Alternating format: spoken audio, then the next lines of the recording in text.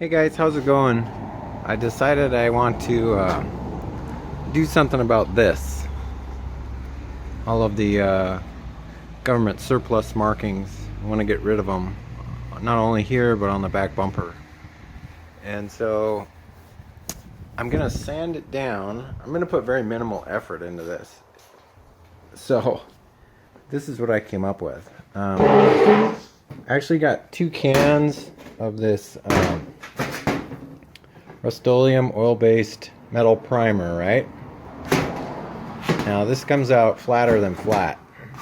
If you look, I don't know if you can tell, but that is extremely flat. But here's the thing.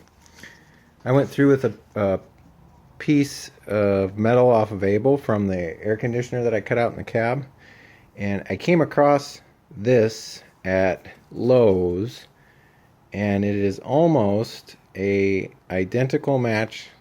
Let's see if I can get the camera to focus in on this here. And it is Camelback SW6122, and that is in this can.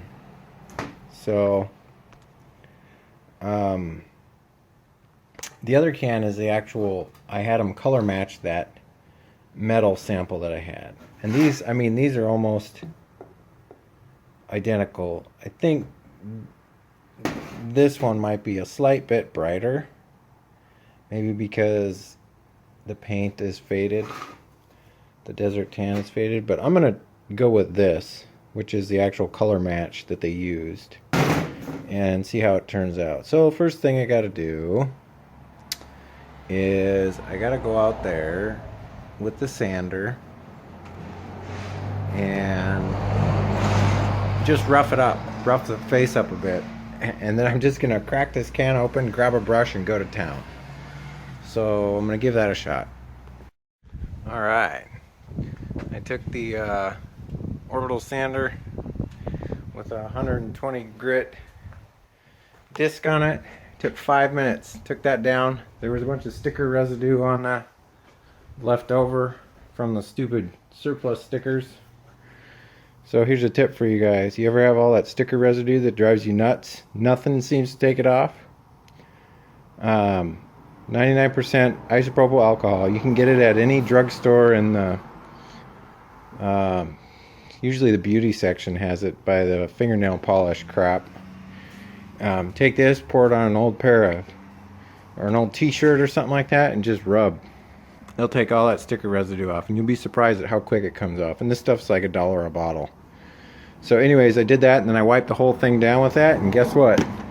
I'm gonna slap some paint on it. So I'm gonna open this up, pull out the brush, and just go right to it. Well, that's about the most perfect match of paint I've ever gotten in my life.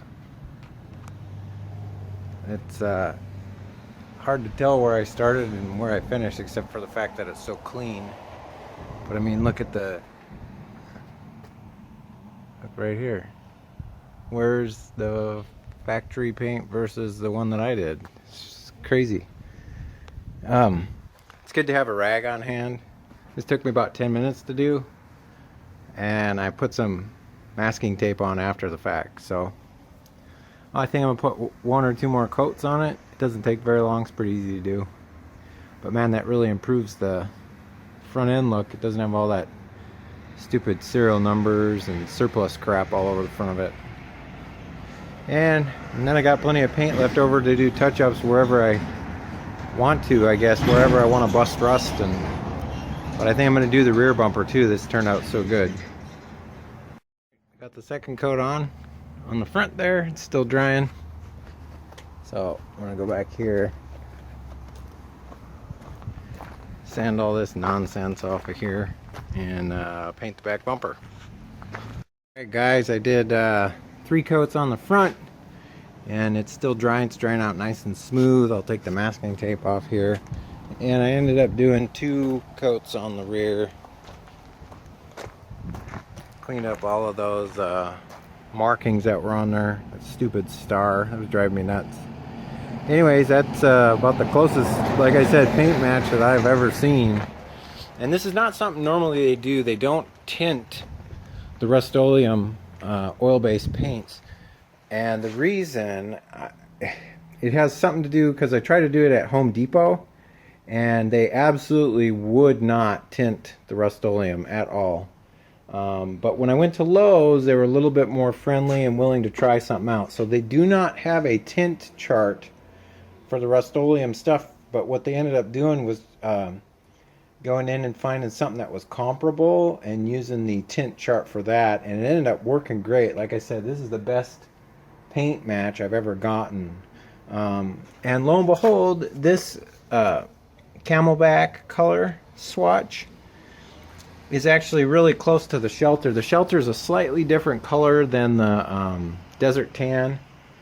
So once again, this is the Rust-Oleum oil-based metal primer, and it comes in white. You can also use the oil-based industrial flat white coating, but it doesn't, I don't think it comes out as flat as the primer does.